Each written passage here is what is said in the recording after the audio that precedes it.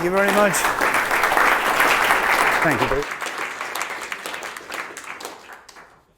I think his dad said that the reason why I was so good is because I was too dumb to argue with him.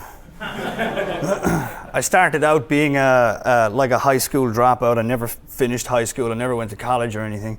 And I ended up living with his dad through a remarkable series of events that maybe I'll get into in a little bit.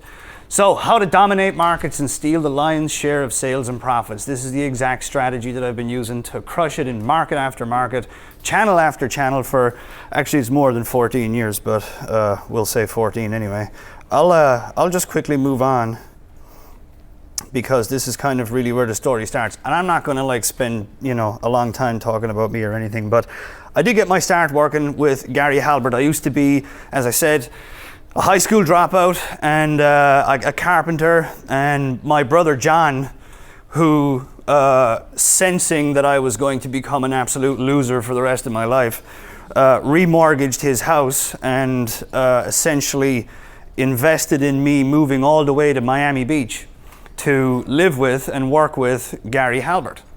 So I was 21 at the time, Gary was 66 and a grumpy old man, and I was like a 21-year-old kid that was full of testosterone and a desire to succeed.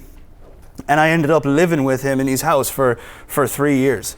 And during that time, he pretty much taught me everything about marketing and advertising and copywriting and sales and all that kind of good stuff. He was a really interesting guy in the sense that he could sell anything to anybody under any circumstance. He was an alchemist, a true alchemist of the game. He could just figure out how to sell snow to Eskimos.